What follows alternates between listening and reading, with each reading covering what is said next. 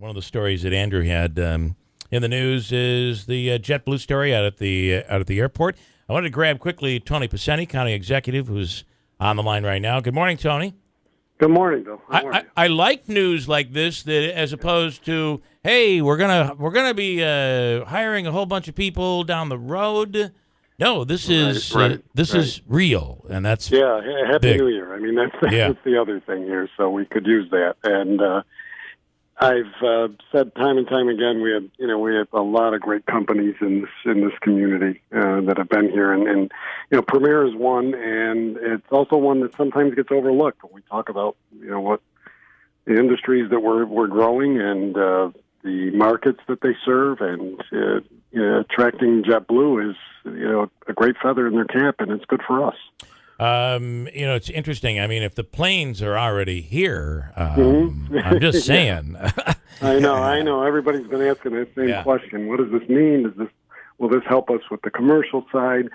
And I hope it does. I mean, it certainly showcases the airport, even more so. JetBlue was here some years ago, but that was with Empire Aero, and the airport wasn't developed. We didn't have the terminal building. We didn't have the renovations that have taken place. We weren't up to the class that we're at today. So who knows? And we've been reaching out, as you know, and we've got some meetings coming up, and maybe this opens another door. Now, JetBlue is in Syracuse, but if they can, if there's something that they can see here that helps them with another market or a smaller market, then we love to grab them. But this is good for Premier. I mean, it's just another good business opportunity, and adding jobs, as you said, is always a plus. What are we talking about in terms of jobs? It'll bring them up to about what right now?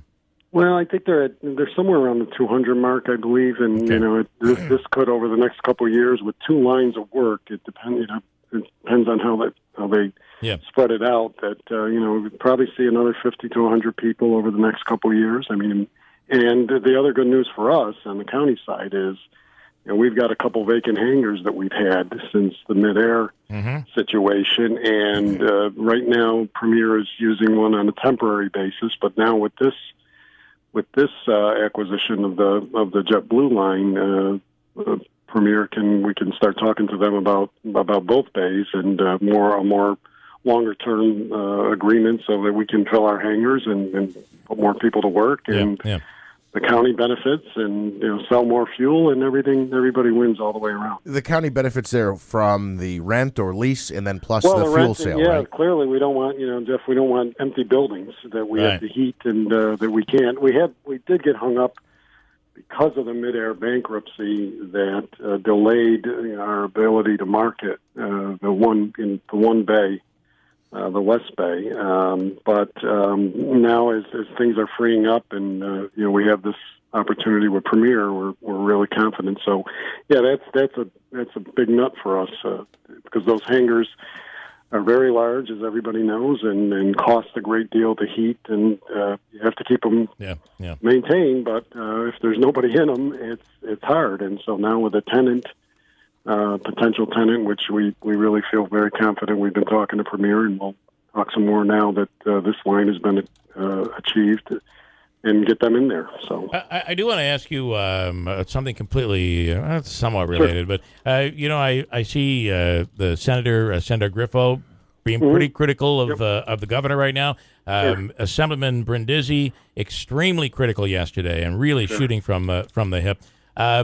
Talk about strategy with this, the dynamic of this governor. What are your thoughts on all that? Well, I'm not pleased with the governor's actions of the last week. He vetoed a very important piece of legislation that was significant for the counties on indigent defense that is going to cost us, at least from what we budgeted. We were anticipating a significant savings in that. Not sure why, if that got caught up in the politics of Albany, but it was vetoed in the last hours of 2016, and really with a crazy explanation. And then he turns around a day later and says, we're going to give free college tuition. On one hand, we can't afford to pay for indigent defense and county tax, for county taxpayers, but we're going to give free tuition now. hard to argue against free tuition, but I got to ask the question, so if you couldn't pay for one, how are you going to pay for the other?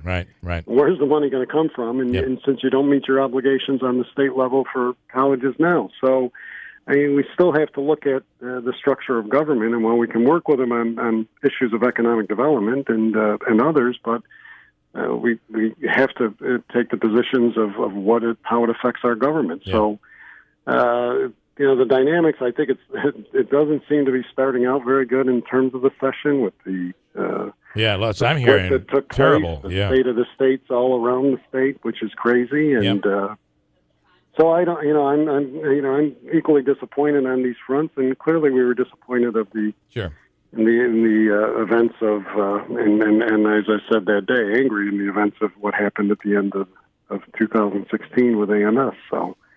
But we do have to work. We do have to find common ground and work together. But it's getting hard when things like this happen. Yep. Well, listen. The JetBlue news, the airport news. That's definitely a positive. Yeah, and that's and that's another Chuck Schumer. Chuck has been the senator has been very helpful on that as well. So I'd like to give him kudos in that regard. All right, County Executive. Thanks for taking the time. I appreciate it. Okay, Bill. We'll Good talk again soon. you. Thanks. Thanks. We'll break.